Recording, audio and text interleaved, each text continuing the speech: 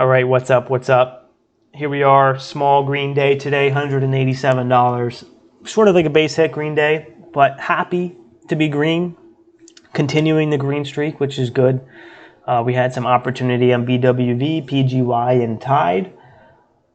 So I traded BWV pre-market, trading it on small size, not really holding for any sort of front side move, but that's okay.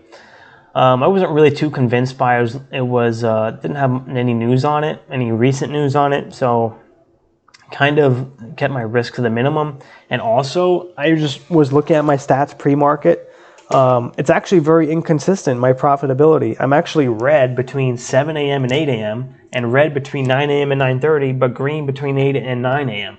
And so that kind of made me think like, all right, well, that could be a big reason why a lot of the times is when I'm trading pre-market and I would be trading with normal size as I would in the open, and I would be get myself into a massive hole, and like that would happen so many times, and which caused me to finally start sizing down, thank God. But I just started realizing why that was happening, just because my profitability is not, I'm not profitable a lot of the times pre-market. But if I take the entire hole between 7 a.m. and 9:30, the entire pre-market, I'm generally profitable, which is good. So I shouldn't really not trade pre-market at all, because I could give up a little bit of opportunity to make some money. So what I've been doing is kind of just sizing down, and my goal really is not to make my entire profit pre-market.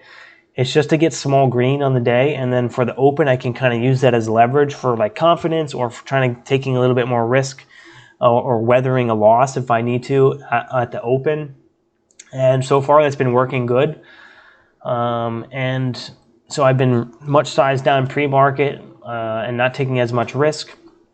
And another thing is, like, I've been realizing like my strategy and the way I'm wired psychologically is like I need like fast moving stuff. I need very volatile, high volume, like action. Like the way that I'm wired, I just don't have the patience to be holding for like 20, 30 minutes for an entire front side. Like I'm just gonna have to accept it at this point. Like it's, even though like it sounds nice to be holding for like this entire front side from the break of $3 all the way up to $4 or $3.80 for 30 minutes for a 25% gain, it's just like, it's just not going to happen for me. Just the way that I'm wired, like I need fast moving stuff and I need to be in and out. It just feels, that way of trading for me just feels natural. And I'm starting to realize that I actually have to lean into that strength, and it actually is a strength. And so instead of looking at it as a disadvantage, which I have in the past, is like I'm starting to actually look at it as a strength. It is actually one of my biggest strengths. There's been so many times that my tendency to get in and out and take my profits quick, or cut my losers really quick as well, and not holding for a very long time, it's avoiding me from very, very big losses. And even though I do leave money on the table, generally it's actually working in my favor, that I'm actually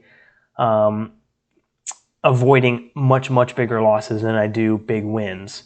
And so just kind of realizing that, it's like, I'm comfortable with how I'm trading. It's been working, I've been consistent, and there's no really reason to change my strategy.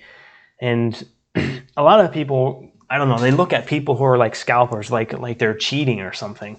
It's like, I just feel that like energy, I guess, in the trading community. Like scalpers like have no respect for some reason. And I don't know why I feel like that way, but a lot of people I see like are ripping on scalpers. Like, oh, why are you getting out at 10 seconds you just bought? Or like, why are you getting out so soon? Or let it breathe. Or why are you trading like that? Or like, why did you wait so long? Or why aren't you waiting? Or let it open up. And like, I see all these like kind of negative comments of people ripping on scalpers, but there's so many different ways to trade. And I know a lot of people are wired like me, and who just don't have the patience, and they don't want to have the patience. They just want to be in and out with the least amount of risk possible and the most amount of profit.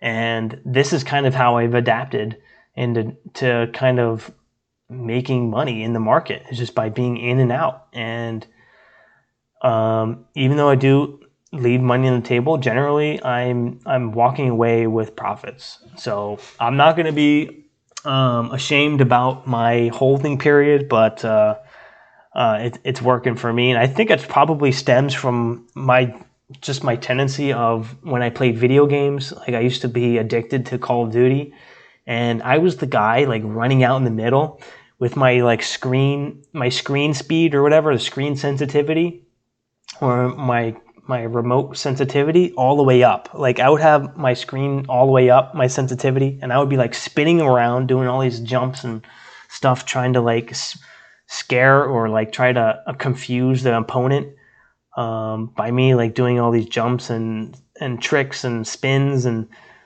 I was the guy running out, being very aggressive, trying to rush everybody. I was not the guy hanging back, being patient and letting them come to me. I was the guy out there, aggressive, like getting in people's faces in Call of Duty, and that's just how I'm trading now. It's like it kind of converts to my trades, just me being aggressive like that. And so now I'm starting to be like, it's okay. It's okay to lean into that, even though, I thought it was a disadvantage. Now I'm seeing it as a strength, and now I'm starting to lean into it. I'm being okay with that. And that's what's actually been letting me be more consistent than I've ever been in trading. So that's a little bit of my share, I guess, for today. But let's go into the trades. So here, BWV. Yeah, I took some dips on the pops, but hindsight, it wasn't as clean as it looked. It for sure was not as clean as it looked. And then I finally was like, all right, I had a little bit of a FOMO up here, but up here is the fourth bull flag. So here you had one bull flag, second bull flag, third bull flag, fourth bull flag. So, hindsight, if you look at the 5 minute, very extended here off the 9 EMA, from up at 375, 9 EMA down to 335. So hindsight, I shouldn't have taken this break. I should have just took my profits here and kept away, but couldn't help myself. Got back in at 71 to look for that breakout of 77. Because I wasn't aware. I was a little bit blinded by emotions because I was a little bit frustrated I missed this move or didn't capitalize on it. And so then I did get stuck in this dump here a little bit. So at this point I was like break even on the day. But then I did scalp the dips here again, got back to small green. Here, this dip, my idea was the 5 minute dip on the 9 EMA, which was very like to the T. I added at 40. And then I added again at 38, and then we got that push, and I sold at 43.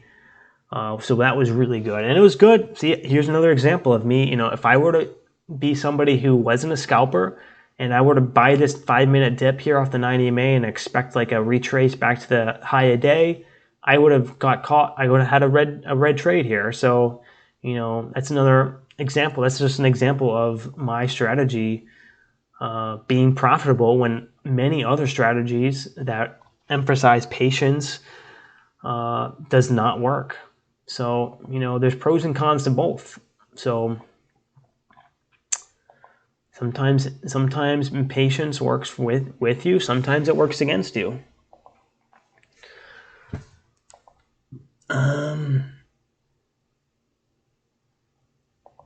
So here at the open, I did try to scalp this 1 minute candle with 250 share increments, kind of just buying and selling, but I was kind of only small green on this candle. Then the second candle opened up, and the pre-market high was at 380s, and so now it's looking for, now you're looking for the break of the pre-market. So here I went 74, taking it off at 80, and now that we broke the pre-market high, now I'm like, all right, is it going to dip down below the pre-market high, or are we going to continue up to $4? So it's kind of ranging here, but I bought first 1 minute pullback to anticipate, maybe it would have that next leg up for that next candle up to $4. But we did get stuffed in that level. I was adding at 84 for the break of this candle, but it did get stuffed, and I took it off about break even on that trade. Now I'm looking here, since they got stuffed in this level, now I'm looking for a bigger pullback than 71, because it's showing that there's sellers coming down. So here again it got stuffed. It didn't get caught in that one though. And then kind of went sideways. 9 EMA finally caught up, and now I'm like, oh, okay, now maybe there's going to be some support that's going to come in, or buyers are going to step in. And we curled back up, and I got in at first position at 84. taking some off for a small win, and then getting back in at 93 as I saw us pushing, or no, not 93. I had a lot of transactions here. 88, then 89, then 91. So kind of adding as it's going into the breakout. And then I'm taking it off, some off, about half my position off at 93, right at that breakout. But then we got to push up a little higher, added back at 95 after this 1 minute pullback under $4.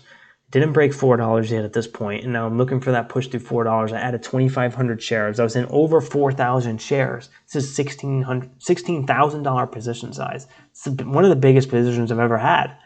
I guess I was just I was feeling it. I was feeling it right here. I was like so in the zone, dialed in.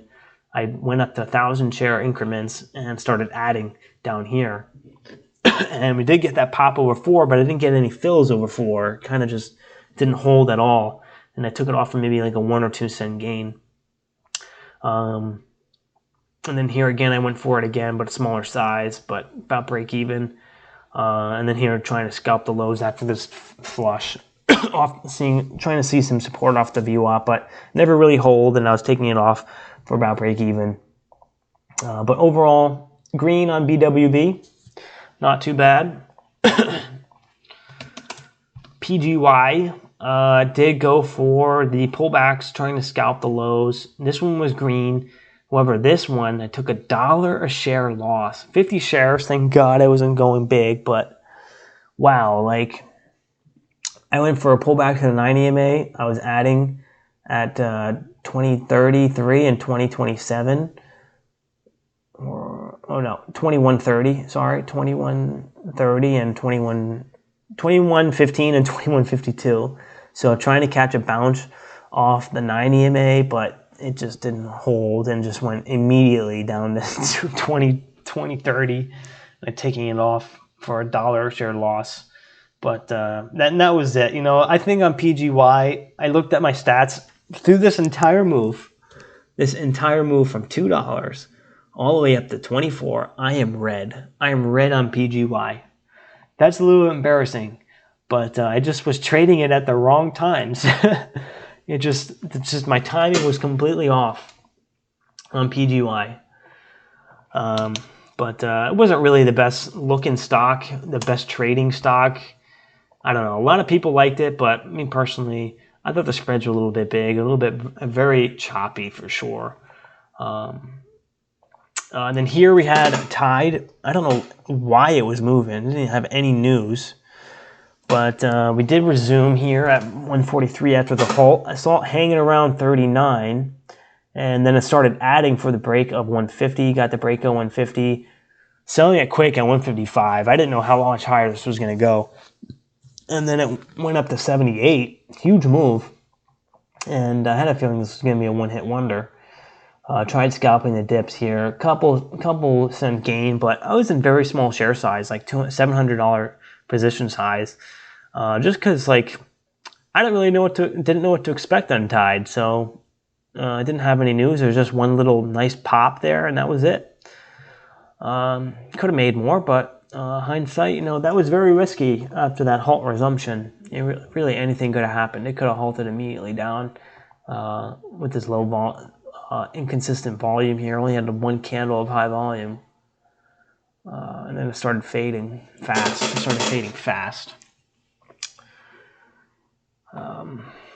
So that was it on Tide. That's it. That's my entire day. I didn't trade much. 134 orders. Got green, walked away, didn't really overtrade today. So if you guys are still watching at this point, please hit that thumbs up button. It helps so much. Also, subscribe if you're not yet a subscriber. I do a video like this every day, Monday through Friday after I'm done trading, just to review my trades. Also, check out the description and comment down below how you did today. Wasn't the easiest day, so if you're green, good job. And I'm going to wrap it up. So thanks for tuning in, and I'll see you guys tomorrow for the next day trading recap. All right, peace.